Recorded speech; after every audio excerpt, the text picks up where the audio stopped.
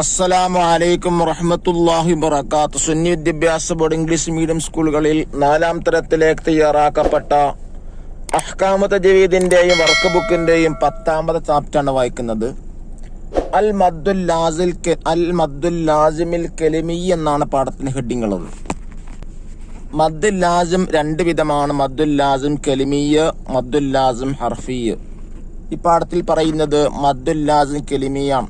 അടുത്ത പാഠത്തിലൂടെ പറയുന്നത് മദ്ദുൽ ലാസിം ഹർഫിയെ കുറിച്ചാണ്. വലിയ ആളുകൾക്ക് തീർച്ചയായും ഉപകാരപ്പെടും ഈ ക്ലാസ്. എന്താ പറയുന്നത്? മദ്ദുൽ ലാസിം കലിമി എന്ന് പറഞ്ഞാൽ കലിമത്തിൽ മദ് വരുന്നതാണ്.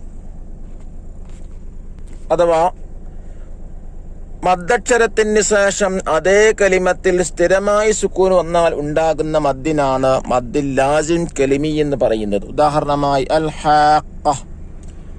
ഹാഖ, ഇതിലെ ഷദ്ദുള്ള ഖാഫാണ്.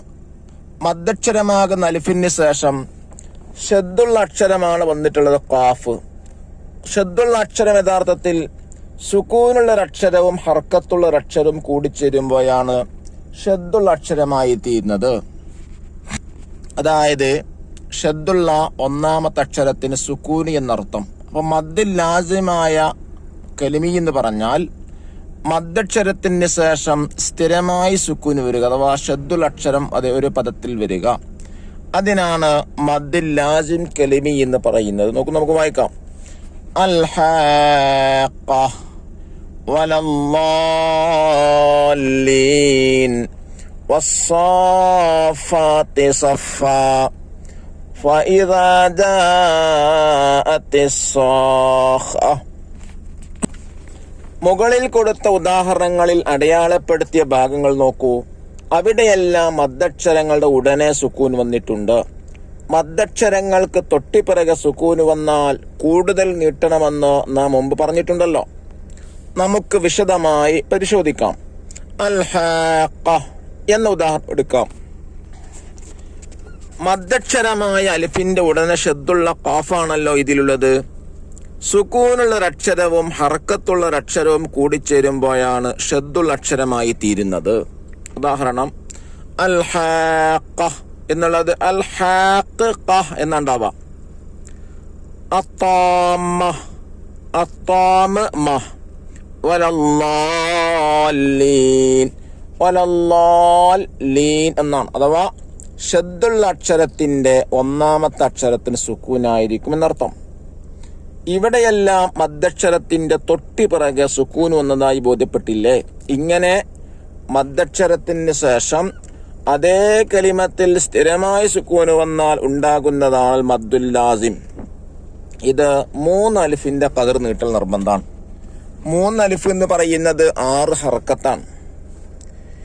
ഇങ്ങനെ കലിമത്തുകളിൽ വരുന്ന മദ്ദുകൾക്ക് അൽ മദ്ദുൽ ലാസിം കലിമി എന്നും, താഴെ കാണിച്ച പോലെ ഹർഫുകളിൽ വരുന്ന മദ്ദുകൾക്ക് അൽ മദ്ദുൽ ലാസിം ഹർഫിയും എന്ന് പറയുന്നു. അഥവാ അടുത്ത പാഠത്തിലൂടെ മദ്ദുൽ ലാസിം ഹർഫിയെ കുറിച്ച് വിശദീകരിക്കുന്നുണ്ടെന്നർത്ഥം. ദഫ്തറു താലിബ് നോക്കി ദിരിബാത്തുകൾ ചെയ്യുക. അൽ ഖിറാഅത്തു വൽ ഹിഫ്ള്. 1. നഖറ സൂറത്തു സുമർ 68 മുതൽ 75 വരെയുള്ള ആയത്തുകൾ. ഗാഫിർ സൂറത്തിലെ 1 മുതൽ 58 വരെയുള്ള ആയത്തുകൾ. വനക്തശ്ഫു മിൻഹുമൽ മദ്ദുൽ ഫറായി. ഈ 2 സൂറത്തിലെ മദ് ഫറായി സൂക്ഷ്മമായി പരിശോധിച്ച് പാരായണം ചെയ്യേണ്ടതാണ്. രണ്ടാമത്തത് നഹ്ഫളു ആമന റസൂലു വൽ അദ്കാർ. ആമന റസൂൽ മറ്റു ദിക്റുകളും കാണാതെ പഠിക്കുക. അല്ലാഹു തആല തൗഫീഖ് നൽകട്ടെ. ഇത് നമുക്കതിന്റെ വർക്കിൽ എന്താ പറയുന്നത് നോക്കാം. ഒന്നാമത്തത് നുൻഷിദ്, ഒരു പാട്ടാണ്. മദ്ദുൽ ലാസിം കലിമിയെ കുറിച്ച് ഒരു ബൈത്താണ് കൊടുത്തിട്ടുള്ളത്.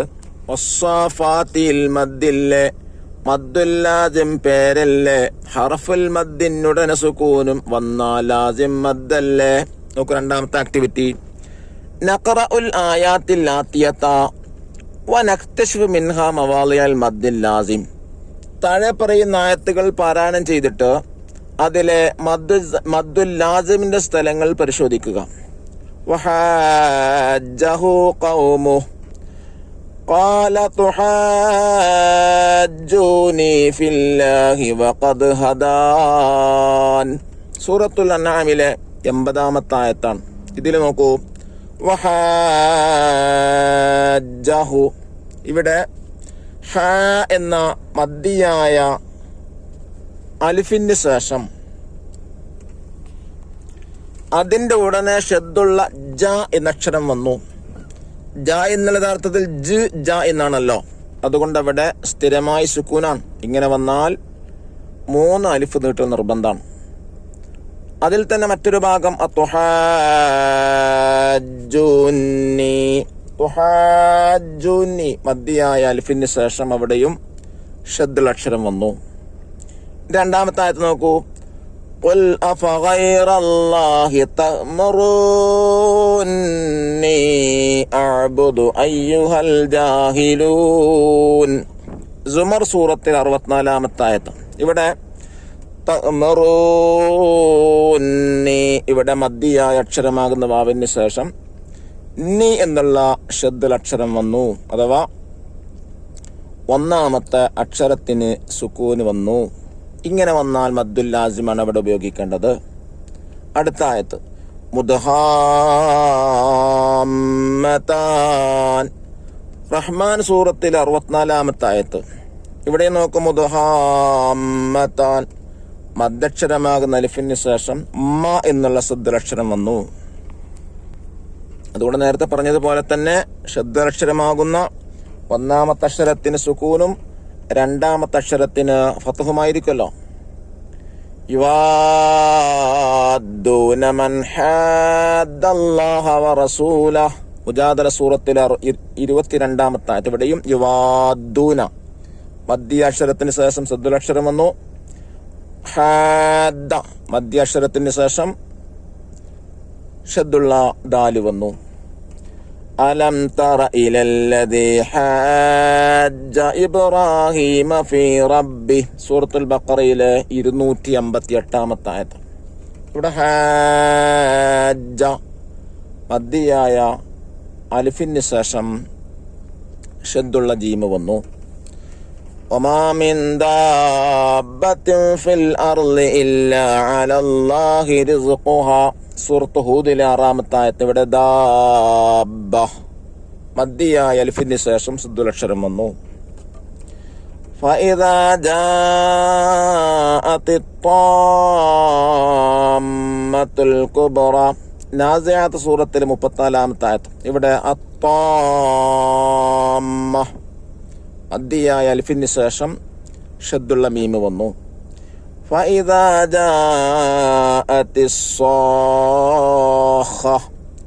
സൂറത്ത് അബസിലെ 33-ാമത്തെ ആയത്ത്. ഇവിടെയും സാഖ മദ്ദിയ അലിഫിന് ശേഷം ഷദ്ദുൽ അക്ഷരം വന്നു. അപ്പോൾ ഈ പറയപ്പെട്ട സ്ഥലങ്ങളിലൊക്കെ മദ്ദുൽ ലാസിമാണ് പാരായണം ചെയ്യുന്നത്. അഥവാ 3 അലിഫ് 6 ഹർക്കത്ത് അല്ലെങ്കിൽ 6 ഹർക്കത്ത് ഇവിടെ നീട്ടി ഓതേണ്ടതാണ്. രണ്ടാമത്തെ ആയത്തിന് ഉജീബ് ഉത്തരം ഇതാണ്. ചോദ്യം 1. എപ്പോഴാണ് മദ്ദുൽ ലാസിം ഉണ്ടാകുന്നത്? മദ്ദക്ഷരത്തിന് ശേഷം അതേ കലിമത്തിൽ സ്ഥിരമായ സുക്കൂൻ വന്നാൽ ഉണ്ടാകുന്നതാണ് മദ്ദുൽ ലാസിം. രണ്ടാമത്തെ ചോദ്യം. അൽ മദ്ദുൽ ലാസിമിന് എത്ര ഹർക്കത്ത് നീട്ടൽ നിർബന്ധമാണ്? 6 ഹർക്കത്ത്. ചോദ്യം 3. ഹാജ എന്നതിൽ അലിഫിന് ശേഷം സുക്കൂനുണ്ട്, വിശദീകരിക്കുക. മദ്ദക്ഷരമായ അലിഫിന്റെ ഉടനെ ഷദ്ദുള്ള ജീമുണ്ട്. സുക്കൂനുള്ള ഒരക്ഷരവും ഹർക്കത്തുള്ള ഒരക്ഷരവും കൂടിച്ചേരുമ്പോഴാണ് ഷദ്ദുൽ അക്ഷരമായി തീരുന്നത്. ഇനി തേർഡ് ആക്ടിവിറ്റി. നുമയ്യിസു ലളാല്ലൂൻ വമാ ഉർസിലു അൽ ഹാഖ അലൽ അറായികി റിഹ്ലത്തശ് ശിതാഇ അല്ലദീ അത്അമഹും ലാ അഅ്ബുദു ആൽ ആന അത്താമ്മ. ഇതിൽ മദ്ദ് മുത്തസ്സിൽ കണ്ടെത്തുക. റിഹ്ലത്തശ് ശിതാഇ അലൽ അറായികി റിഹ്ലത്തശ് ശിതാഇ. രണ്ടാമത്തെ മദ്ദ് മുൻഫസിൽ കണ്ടെത്താനാണ്. വമാ ഉർസിലു അല്ലദീ അത്അമഹും ലാ അഅ്ബുദു. ഇനി മൂന്നാമത്തെ മദ്ദുൽ ലാസിം കണ്ടെത്താം. ലളാല്ലൂൻ. അൽഹാഖ. ആന. അല്ലാഹു തആല മദ്ദുകളൊക്കെ സൂക്ഷിച്ച് പാരായണം ചെയ്യുന്ന തൗഫീഖ് നമുക്കെല്ലാവർക്കും പ്രദാനം ചെയ്യട്ടെ. അസ്സലാമു അലൈക്കും വറഹ്മത്തുള്ളാഹി വബറകാതുഹു.